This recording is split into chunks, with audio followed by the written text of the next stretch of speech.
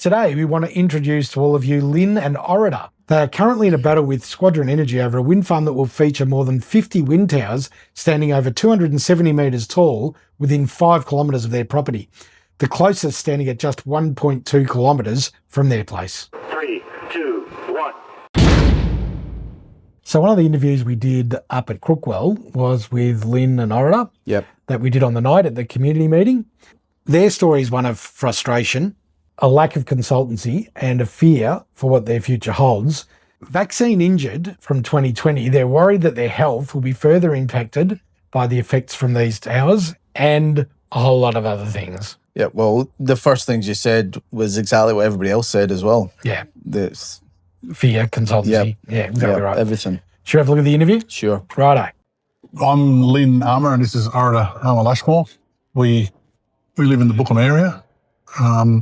We have Squadron Energy's Bookham Wind Farm Proprietary Limited going in around us. Started off with 99 turbines down to 58, I think now. A lot of them within that 5 kilometre radius. They're going to be 275 metres tall, apparently. So they're one of the new big ones. 100-storey building. 100-storey building, that's it, yeah. Kangaroo kind of size. And everything that we get told or any papers or any things where they try and say, look, that's not as bad as you hear, is all based on the smaller wind farms anyway. So, whether it comes to bushfire fighting or whatever. So, yeah. So when is it proposed to begin, the wind farm? It's going through EIS at the moment. They're talking about the EIS being finished within early 2027. But it's a bit hard to tell. They're like most of these proponents, they're very coy. They leave things to the last minute. They like to release papers just before Christmas or things like that to, make life hard for anybody to put stuff in. Yeah, when they're busy or around shearing time or whatever, yeah. How do you envisage them affecting your household? Orator and I were both injured by the COVID vaccine. It put us on the disability and it made us very susceptible to having a lot of different health problems. Listening to some of the guys around here and the infrasound and how it affects their health really makes us worried about how it's going to impact ours, considering the ones we're looking at are way bigger. And some of them are going to be way closer. It started off, there was going to be one turbine within 800 metres of our house, but yeah, so it's... Now where's the closest? Closest is probably, I think I worked it out at just over a kilometre, 1.2 kilometres or something. So that's distance of Sheriff. Yeah. Have you had lots of consultation from the government or the renewable energy companies? Who were they? Well, that's a joke. Well, it is a joke question because the government, when it comes to this, is a joke. The consultation from Tony Marr and the rest of them is a joke. The whole thing is a joke. The whole wind turbine technology is a joke. I've got a wind turbine on my property, a tiny little one. The advantage with that is I can turn it off. But it makes noise, it kills birds.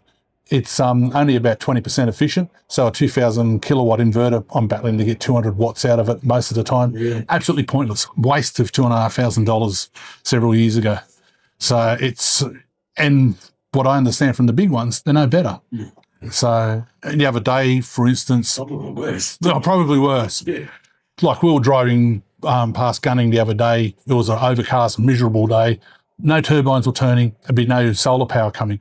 The power's got to come from somewhere. Yeah. It's a... Batteries, they'll run out pretty quick. Yeah, and the batteries have got to run out quick. So you're going to have the coal and the gas anyway.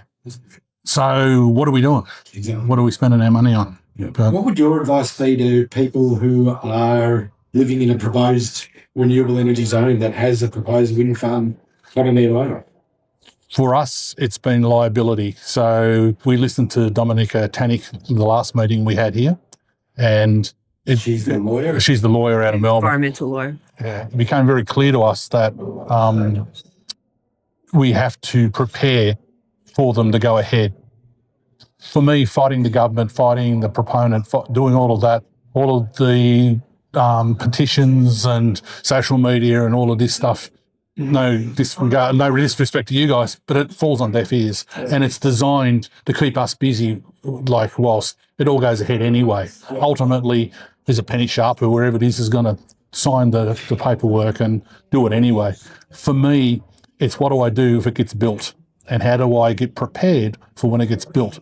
So getting our own infrasound testing done before construction, getting prepared for the nuisance lawsuits, getting a fighting fund ready. I don't know if you want to, that's pretty much for us, is get yourself prepared for it to go ahead. Fight it by all means.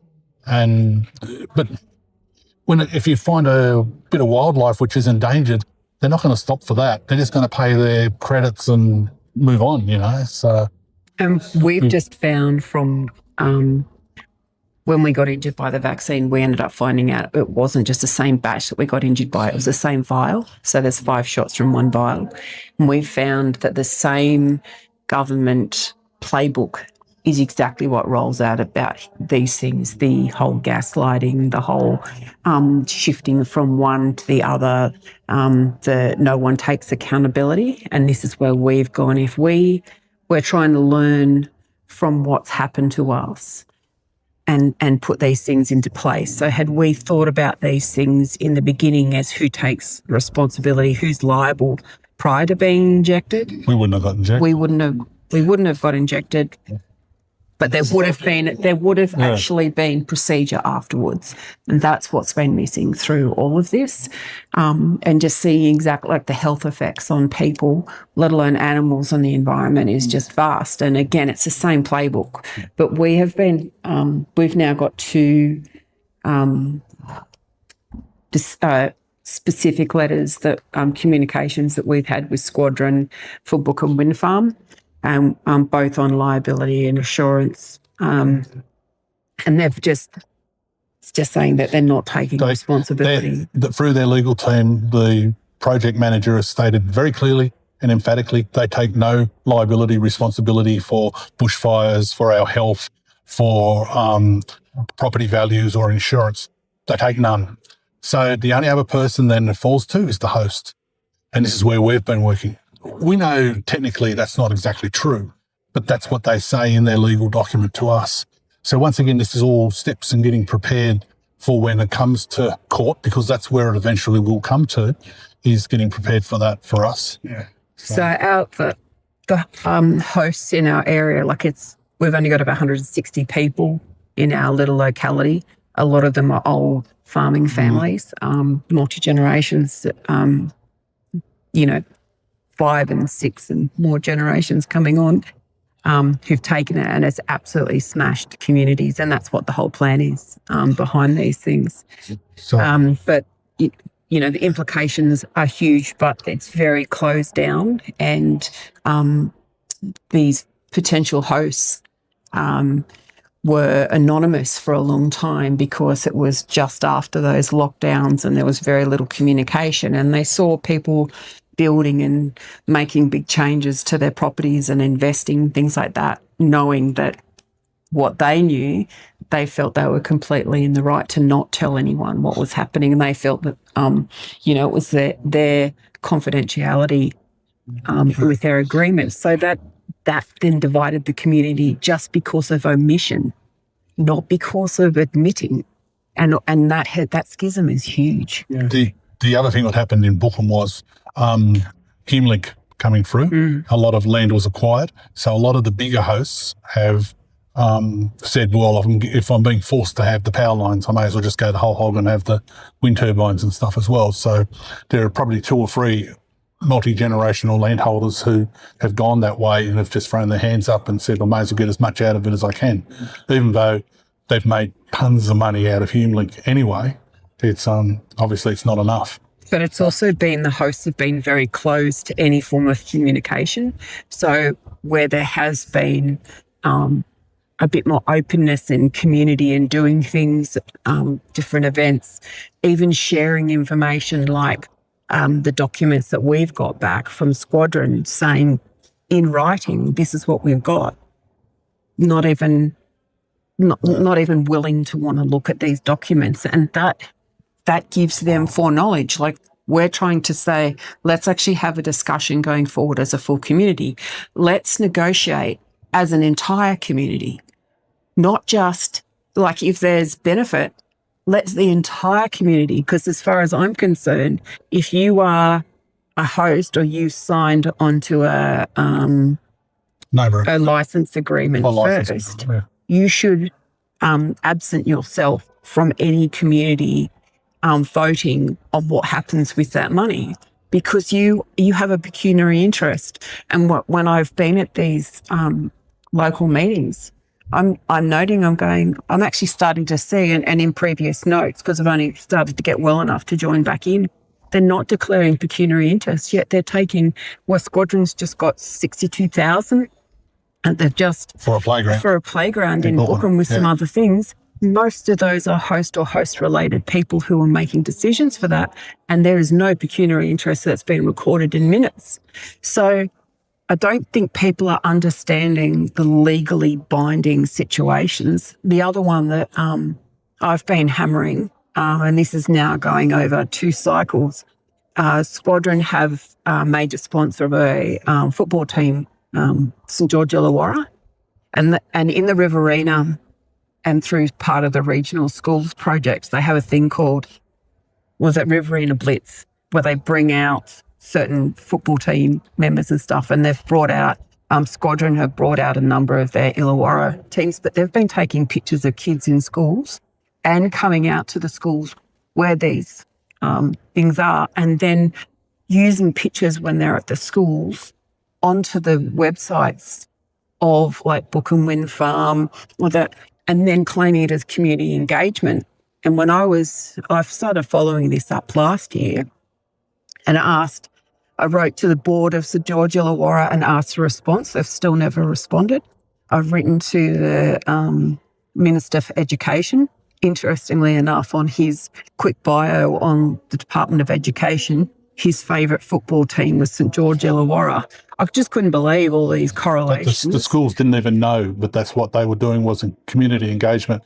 So where Bynalong, for instance, have got their own Bendenine wind farm issue happening, they were doing community engagement for the Bookham wind farm, and they didn't even realise it. Where if they knew it was happening like that, they probably wouldn't have, given the time to them. So yeah. And see, the community engagement metrics for the wind farm are all self-managed. Most people don't realise that.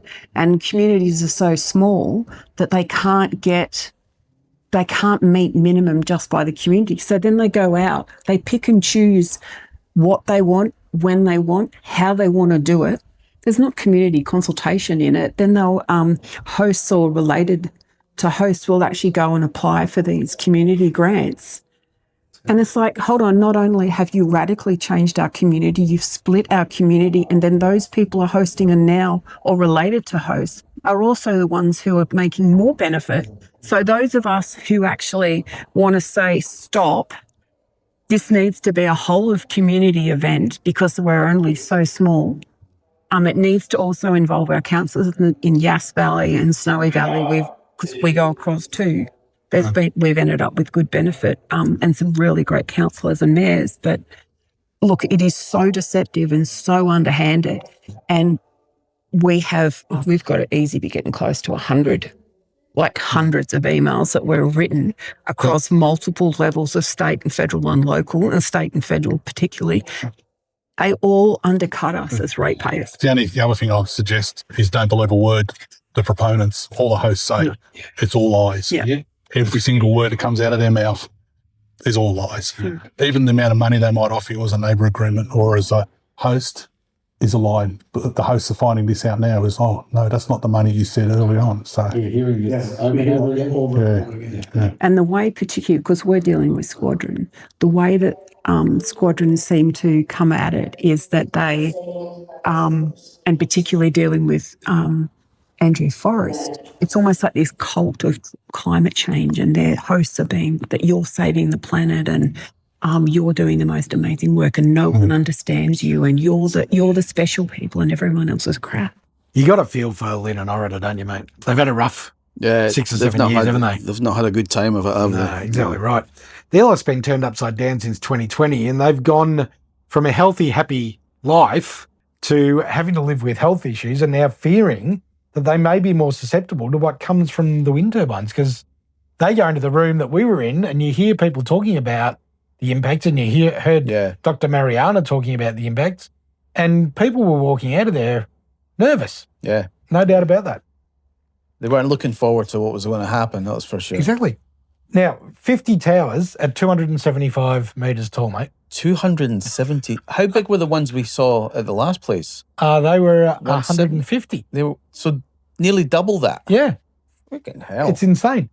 That's the equivalent of a 100-storey building. Now, Melbourne has got 4 buildings that height, right?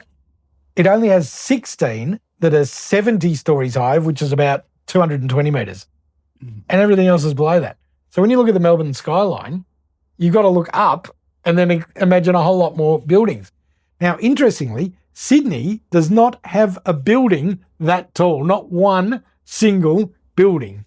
I find that hard to believe. But well, it's true, mate, because they've all been denied building permits because you don't want to block the view out, mate. So the view of the city? Of Sydney Harbour. You can't read the view, so they don't allow anything. They've just permitted for the first time the first 100-storey building in Sydney. Wow. Yep. Other than that, they're all around that 220, 230 metre mark. Gee. I know. So it's all right for their view to get completely stuffed up, but in the city... No issue, mate. Well, until now. Until now, yeah. It's fantastic that Lynn and Orida are so honest. They're honest with us in that it's great that we do our thing, but social media isn't necessarily going to change what's happening. And I understand where they're coming from. Yeah. And they're further forward. They're more prepared than a lot of the people we spoke to. They're ready. They don't look like they're going to back down anytime soon. Exactly right. That's great. You can protest all you like. We can talk about what we want to talk about all we like, and we are spreading the word. But they're saying don't waste all your energy fighting what might be inevitable. Yeah. I get where they're coming from. Yeah. You should also prepare for what may well eventuate. Be prepared legally. Know your rights. And we've got another little video where another guy talks about what's the most important thing? Know your legal rights. He goes on and on about it. That'll be in the next video. You've got to take your measurements prior to construction. Know what your infrasound readings are, your vibration readings, the noise level. Get your property valued. Get your soil moisture levels tested, because a lot of the soil moisture gets sucked up by the concrete once it's in the ground, and they're finding that soil around these wind turbines is much drier. So if they're on your boundary, get it tested. And if after it's up, it doesn't change, great. There's no impact. But so basically get as much data before they build. Get your full suite of data and then post turbines you can go, well, look, that's different. Yeah. And just keep going along. Yep. And there's now a lawyer who's based in Melbourne who is specialising in this type of legal argument against wind turbines, and she's having success, mate. Well, she'll have work forever, won't she? Well, she will. Exactly right. So then they refer to issues with the host. It is breaking communities, mate. And these are tiny little communities that have been built up over 3 or 4 generations. 100 people, where we stayed, 25 people. Where they live, it's 150 people. These aren't, suburbs. That's that's actually one of the saddest things, I reckon. It is. Whole communities like splitting up with some of them are for, some of them are against. Obviously the ones that are for are mostly the ones that are getting some sort of remuneration. They're getting paid. Glenn that we spoke to was the same, mate. He wouldn't shake the hands of the host because of what they're doing to his property. I don't blame him. No, exactly right. And it was interesting to hear them say transmission lines came through first, and then those hosts of those transmission lines just threw their hands up. We'll take the turbines. They've already got money. But we know what follows transmission lines, right? It's renewables. It's always coming next. Always. What Orida says about hosts having say about where the community money is spent is really interesting.